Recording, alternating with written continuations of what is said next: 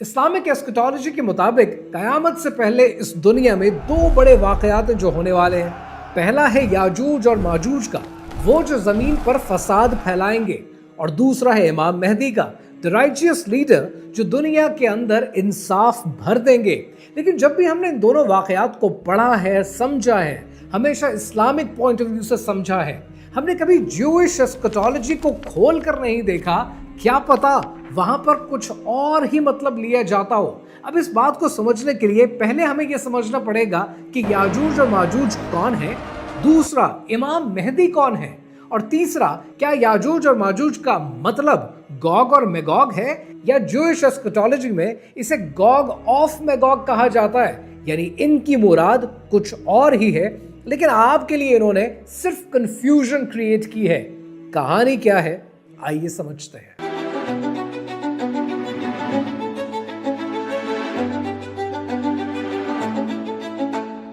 ذرا امیجن کریں کہ ایک ایسی قوم ہے کہ جو پہاڑوں سے نیچے اترتی ہے تو لوگوں کے درمیان فساد پیدا کرتی ہے، ان کے لیے مصیبتیں کھڑی کرتی ہے، لیکن ان پہاڑوں کے درمیان ایک تانبے اور لوہے کی ایسی دیوار بنا دی جائے کہ وہ قوم اس سے باہر نہ آ سکے اور لوگوں میں امن قائم ہو سکے۔ میں ذکر کر رہا ہوں سورہ کہف کی آیت نمبر 93 سے لے کر 98 تک کا، کہ جہاں اللہ سبحانہ و تعالیٰ نے ذوالقرنین کا ذکر کیا ہے ایک انصاف پسند حکمران کے طور پر، جنہوں نے وہ دیوار بنائی کہ جو ناقابل تسخیر تھی تاکہ یاجوج اور ماجوج کو روکا جا سکے اور وہ دنیا میں آ کر فساد نہ پھیلا سکیں۔ اگر آپ سورہ کہف کی آیت نمبر 93 سے 94 تک کا ترجمہ ملاحظہ کریں تو آپ کو بڑی حد تک سچویشن واضح ہو جاتی ہے، لیکن یہاں پر ایک چیز ضرور مد نظر رکھیں کہ آپ کے ذہن میں نیچرل ہے کہ ایک سوال پیدا ہوگا، اور وہ سوال یہ ہوگا کہ کیا یاجوج اور ماجوج کوئی اور مخلوق ہے؟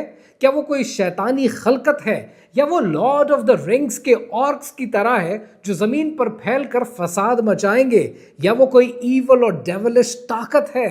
اب اس بات پر بہت سے لوگ مختلف باتیں کرتے ہیں۔ کچھ کا ماننا یہ ہے کہ وہ ایک شیطانی طاقت ہے اور ایک اور مخلوق ہے، لیکن اگر آپ ایک اور نقطہ نظر سے دیکھیں تو آپ کو سچویشن بڑی حد تک واضح ہو جائے گی، اور اس کے لیے آپ کو سورہ کہف کی آیت نمبر 93 اور 94 کو پڑھنا پڑے گا۔ اللہ سبحانہ و تعالیٰ ارشاد فرماتے ہیں کہ یہاں تک کہ جب دو پہاڑوں کے درمیان پہنچا تو اس نے ان پہاڑوں کے آگے ایک ایسی قوم کو پایا کہ جو کوئی بات سمجھتے معلوم نہ ہوتے تھے۔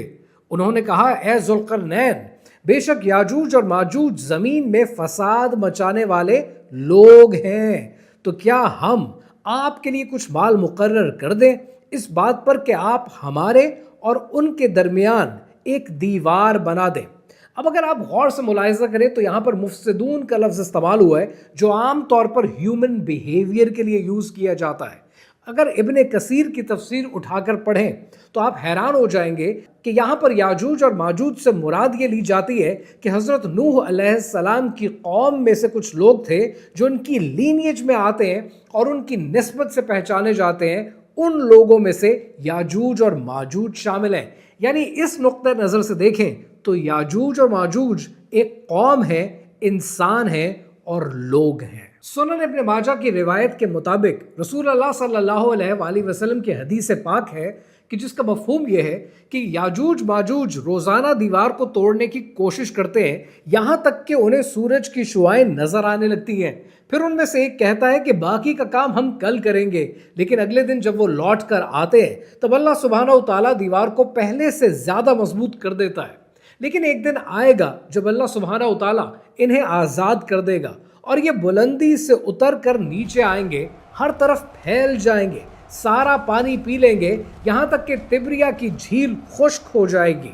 پھر یہ اپنے تیر آسمان کی طرف چلائیں گے جو خون آلود ہو کر لوٹیں گے، اور یہ سوچیں گے اور کہیں گے کہ ہم نے زمین کے لوگوں کو اور آسمان کے لوگوں کو شکست دے دی ہے۔ سنن ابن ماجہ کی ایک اور روایت کے مطابق رسول اللہ صلی اللہ علیہ وآلہ وسلم کی حدیث پاک ہے کہ جس کا مفہوم یہ ہے کہ یاجوج اور ماجوج حضرت عیسیٰ علیہ السلام کے دور میں ہوں گے، اور حضرت عیسیٰ علیہ السلام اللہ سبحانہ و تعالیٰ سے ان کے بڑھتے ہوئے فتنے سے پناہ مانگیں گے۔ اللہ سبحانہ و تعالیٰ انہیں حکم دے گا کہ اپنے حواریوں کو لے کر کوہ طور پر چلے جائیں۔ याजूज और माजूज दुनिया के हर इलाके में फैल चुके होंगे और फिर अल्लाह सुब्हानहू ताला हज़रत ईसा अलैहिस्सलाम के दुआ करने के बाद इनकी गर्दनों में एक कीड़े को जन्म देगा। एक ऐसा कीड़ा पैदा करेगा जो याजूज और माजूज की कौमों को और इनकी नस्लों को नेस्तो नाबूद कर देगा। लेकिन दुनिया में इनके जिस्म और इनकी ग़िलाज़त इतनी ज़्यादा होगी कि एक इंसान अपना हाथ तक नहीं रख पाएगा। तब अल्लाह सुब्हानहू ताला बड़ी गर्दन वाले परिंदों को भेजेगा जो इनके जिस्मों को उठाकर ऐसी जगह फेंकेंगे जहां अल्लाह सुब्हानहू ताला चाहता है। और अल्लाह सुब्हानहू ताला फिर एक बारिश बरसाएगा और वो बारिश दुनिया की हर चीज़ को साफ सुथरा कर देगी, यहां तक कि वो शीशे की तरह चमकने ना लगे। याजूज माजूज के बैकग्राउंड रेफरेंसेस तो आपको समझ में आ गए, लेकिन यहाँ पर बहुत ज़रूरी है एक मुख्तसर जिक्र करना इमाम मेहदी का।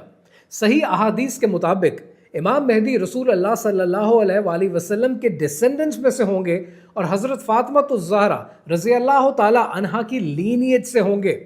तिरमिज़ी की हदीस के मुताबिक कि जिसका मफ़हूम है कि क़यामत तब तक नहीं आएगी कि जब तक अरबों में एक ऐसा इंसान नहीं आता कि जिसका नाम रसूल अल्लाह सल्लल्लाहु अलैहि वसल्लम के नाम पर होगा। इमाम मेहदी इस दुनिया में तब तक ज़ाहिर नहीं होंगे कि जब तक शाम में सूफियानीज़ के मज़ालिम हद से तजावुज़ नहीं कर जाते, दुनिया में एक केओस नहीं आ जाता। अल्लाह सुब्हानहू ताला उन्हें एक रात में खलीफा बना देगा और इन्हीं की मौजूदगी में हज़रत ईसा अलैहिस्सलाम आसमान से ज़मीन पर नाज़िल होंगे और हज़रत ईसा अलैहिस्सलाम इमाम मेहदी की इमामत में नमाज पढ़ेंगे और दोनों मिलकर मुसलमानों को इकट्ठा करेंगे और मुसलमानों को रब के बनाए हुए निज़ाम की तरफ लेकर आएंगे। इमाम मेहदी इस दुनिया में 7 साल रहेंगे और 7 साल में उम्मत को इकट्ठा करेंगे, दुनिया को इंसाफ से भर देंगे, दुनिया में हर तरफ दौलत और बारिश की फरावानी होगी। अब इस मुख्तसर किस्से में इमाम मेहदी के 7 साल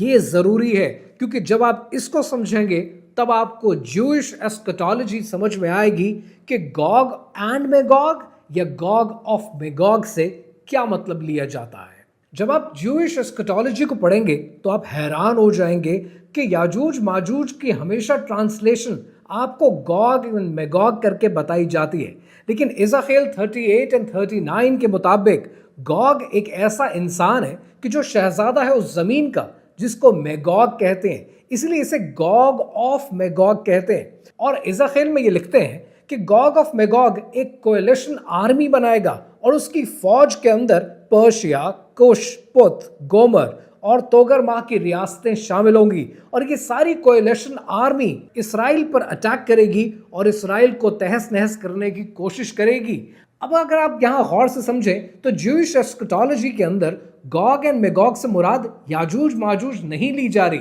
इससे शायद मुराद इमाम मेहदी और इमाम मेहदी की आने वाली फौजें ली जा रही हैं जो इसराइल पर या यहूदियों पर हमला आवर हो सकती हैं। लेकिन कंफ्यूजन क्रिएट करने के लिए हमेशा आपको याजूज माजूज के मुकाबले में गॉग एंड मैगॉग की ट्रांसलेशन पकड़ा दी जाती है। अब ज़रा आप जियोपॉलिटिकल सिनेरियोज को उठाकर देखें तो आप ये देखेंगे कि इसराइल बार बार कोशिश कर रहा है कि मुसलमानों की फौजें इकट्ठी हो जाएं, इनके इलाकों में आ जाएं, गज़ा की हिफाजत करनी शुरू कर दें ताकि एक जंग का आगाज हो सके, ताकि इनका मसीहा वापस आ सके। तालमुद के मुताबिक गॉग ऑफ मैगॉग और उसकी कंबाइंड आर्मीज, कोएलिशन आर्मीज तब हमला आवर होंगी कि जब मसीहा आ चुका होगा। अब जब आपको ये ट्रांसलेशन समझ में आती है, गॉग ऑफ मैगॉग समझ में आता है, तब आपको समझ में आता है कि जियोपॉलिटिकल सिनेरियो में ये सारी कहानी क्या चल रही है। अब यहाँ पर एक सवाल आपके जहनों में पैदा होगा और वो सवाल ये है कि अगर याजूज और माजूज इंसान हैं और हज़रत नूह अलैहिस्सलाम की कौम से हैं, तो हज़रत नूह अलैहिस्सलाम के दौर से पहले दुनिया में क्या हो रहा था, दुनिया किस तरीके से चल रही थी कि जिसके नतीजे में द ग्रेट फ्लड आया। अब इसको समझने के लिए आपको ये समझना पड़ेगा कि बुक ऑफ इनॉक कहती क्या है, बुक ऑफ इनॉक में क्या लिखा हुआ है और ये किताब आपकी आंखों से ओझल क्यों है, और बुक ऑफ इनॉक कितनी ऑथेंटिक है और कितनी ऑथेंटिक नहीं है। ये आपके सामने नए बाब खोलेगी और एक नया पॉइंट ऑफ व्यू देगी, क्योंकि कहानी अभी बाकी है।